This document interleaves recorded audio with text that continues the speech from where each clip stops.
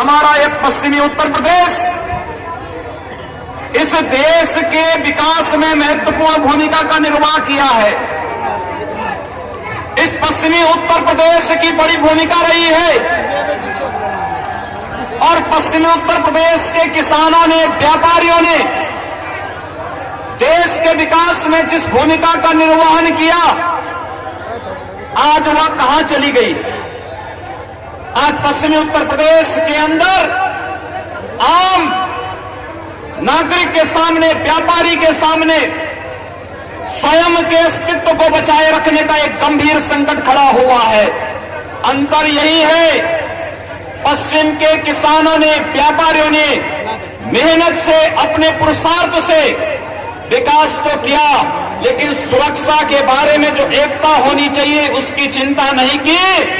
पूरब के हो सकता है किसानों ने, व्यापारियों ने मेहनत के माध्यम से उतना विकास न किया होगा, लेकिन सुरक्षा के मामले में वे आपसे ज्यादा सतर्क थे। और यही कारण है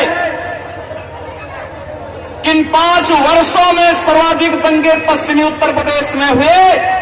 यहां पर दंगों का पीड़ित भी हिंदू है, व्यापारी है, पलायन भी उसी को करना पड़ा,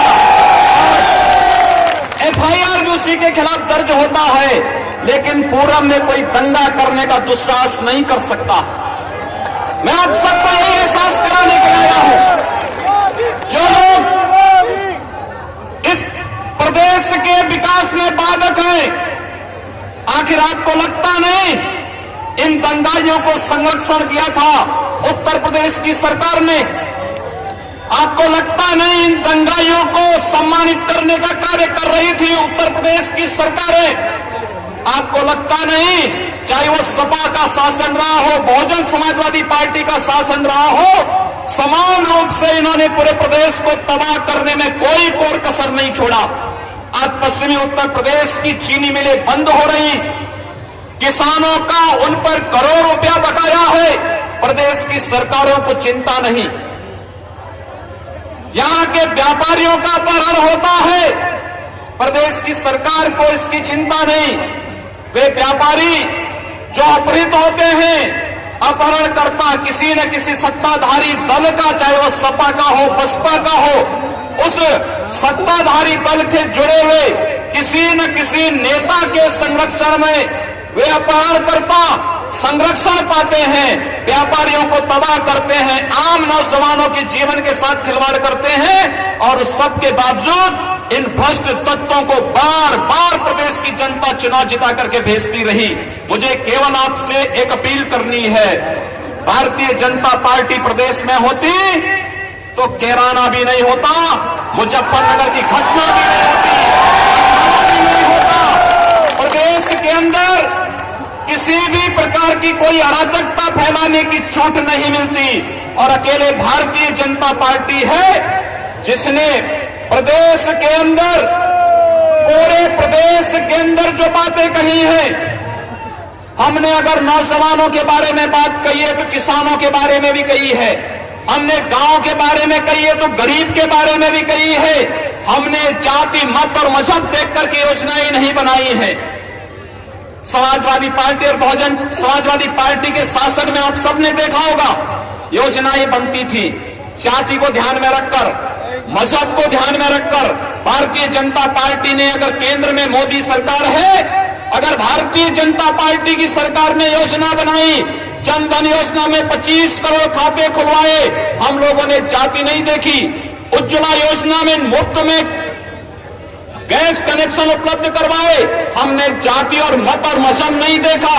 हमने अगर देश के अंदर कोई योजना चलाई तो हमने किसी जाति और मजहब के आधार पर नहीं चलाया, बल्कि हमने इस देश के नागरिक के हित में गांव, गरीब, किसान, नौजवान, आम नागरिक, मजदूर, सबके हितों को ध्यान में रखकर योजना चलाई। लेकिन समाजवादी पार्टी जब योजना चलाती है, वह जाति देखती है, वह मजहब देखती है। कन्या विद्या योजना का धन मिलेगा तो केवल मुस्लिम कन्याओं को मिलेगा, हिंदू कन्याओं को नहीं मिलेगा। यह समाजवादी पार्टी करती है, बहुजन समाजवादी पार्टी यही बात करती है। इन लोगों ने प्रदेश को तबाह किया है। और मैं आपको बताना चाहता हूं जैसे भारतीय जनता पार्टी ने अपने चुनाव घोषणा पत्र में कहा है कि अगर सरकार आएगी, आप विश्वास करिए, भारतीय जनता पार्टी की सरकार अगर प्रदेश में आई तो ये मान करके चलिए कि उत्तर प्रदेश के अंदर एंटी रोमियो स्क्वाड का गठन होगा। अगर भारतीय जनता पार्टी ने बात कही तो वैसे ही नहीं कही। अगर इससे पहले प्रदेश में इस प्रकार का कोई एंटी रोमियो स्क्वाड होता, आप विश्वास के साथ कह सकते हैं यहां पर जिन दो नौजवानों की हत्या, निर्मम हत्या कर दी गई थी, वो हत्या कभी नहीं होती अगर कोई एंटी रोमियो स्क्वाड यहां पर होता। क्योंकि बालिकाओं की सुरक्षा पश्चिमी उत्तर प्रदेश में गंभीर संकट, यहां पर हो रहे दंगे, यहां के पलायन, यहां के व्यापारी और यहां के किसानों के लिए गंभीर चुनौती है। और ये दंगे इसलिए हो रहे हैं क्योंकि उत्तर प्रदेश में बैठी हुई सरकार भ्रष्ट थी, निकम्मी थी, वो आपकी सुरक्षा प्रदान करने में विफल थी। इसलिए इस प्रकार के दंगे न हो, भारतीय जनता पार्टी इसके लिए आवश्यक। इन नौजवानों को नौकरी और रोजगार मिले। 1.5 लाख पद अकेले उत्तर प्रदेश पुलिस में खाली हैं। 2.5 लाख शिक्षकों के पद उत्तर प्रदेश में खाली हैं। ऐसे अन्य विभागों को लेकर के 5 लाख से अधिक नौकरियां उत्तर प्रदेश में खाली हैं। समाजवादी पार्टी, बहुजन समाजवादी पार्टी इन नियुक्तियों को नहीं कर सकती थी क्योंकि उनकी नीयत साफ नहीं थी। उन्होंने जो नियुक्तियां भी की उनमें भ्रष्टाचार फैलाया। उन्होंने उसके माध्यम से खूब धनादोहन किया। उनके लोग जाकर के जगह जगह जिलों में वसूली करना प्रारंभ कर दिए। भारतीय जनता पार्टी ने साफ कहा है, भारतीय जनता पार्टी की सरकार आएगी, हम लोग नियुक्तियों में पारदर्शिता लाएंगे। ग्रुप 3 और ग्रुप 4 की जितनी नियुक्तियां होंगी, इंटरव्यू समाप्त होंगे। भारतीय जनता पार्टी ने साफ कहा है, हम पारदर्शिता के आधार पर हर जनपद में नियुक्तियां उपलब्ध कराएंगे और नियुक्तियों के आधार उनकी योग्यता होगी, मेरिट होगी। इंटरव्यू के नाम पर हो रहा धनादोहन पूरे प्रदेश देश में बंद होगा। मझोले और छोटे किसानों के कर्जों को माफ करने की बात भारतीय जनता पार्टी कहती है। अवैध कत्लखानों को बंद करने की बात भारतीय जनता पार्टी कहती है और यांत्रिक कत्लखानों को पूरी तरीके से बंद करने की बात भारतीय जनता पार्टी कहती है। और भारतीय जनता पार्टी अकेले प्रदेश के अंदर इस बात को कहती है कि सांप्रदायिक हिंसा से संवेदनशील क्षेत्रों में हम इस बात की व्यवस्था करेंगे कि कहीं भी किसी व्यापारी को, किसी दलित को, किसी गरीब को अपने मूल स्थान से पलायन करने के लिए मजबूर न होना पड़े। ये हमारे लिए एक चिंता का विषय है, एक गंभीर चिंता का विषय है। और मुझे पूर्व और पश्चिम में यही अंतर दिखाई देता है। जब मैं पूर्व में देखता हूं वहां का हर नागरिक सुरक्षित है, वहां कोई अपराधी किसी व्यापारी का अपहरण नहीं कर सकता। अगर कोई अपराधी किसी व्यापारी का अपहरण करेगा तो वहां के व्यापारी मर्द उसको पकड़ करके उसकी हड्डी पसली एक कर देते हैं, क्योंकि इस प्रकार का सुरक्षा का वातावरण पूर्व में हम लोगों ने तैयार किया है। लेकिन पश्चिम में मेहनत तो आपने की, विकास भी किया, लेकिन हर कार्य के लिए प्रशासन पर, शासन पर निर्भर, और शासन और प्रशासन जब भ्रष्ट तत्वों के हाथों का खिलौना बन जाती है तो वहां फिर अराजकता का कारण भी बनती है। और पश्चिमी उत्तर प्रदेश की अराजकता का यही कारण है।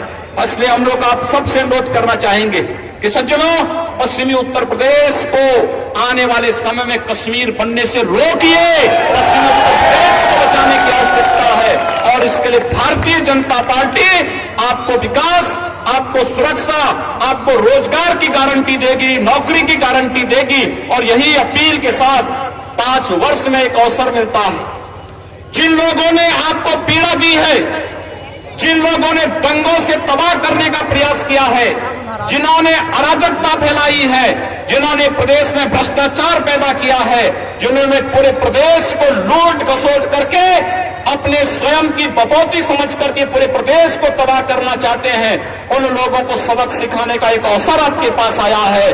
जो लोग पीड़ा देने वाले हैं उनको कतई वोट देने की आवश्यकता नहीं। भारतीय जनता पार्टी आपको सुरक्षा और विकास की गारंटी देने के लिए आपके बीच में आई है और यही अपील आज चुनाव के अंतिम चरण में आप सबसे करने के लिए हम लोग आपके बीच आए हैं। भारतीय जनता पार्टी के प्रत्याशियों को पूरे मुजफ्फरनगर जनपद के अंदर भारी बहुमत से चुनाव जिता करके भेजे।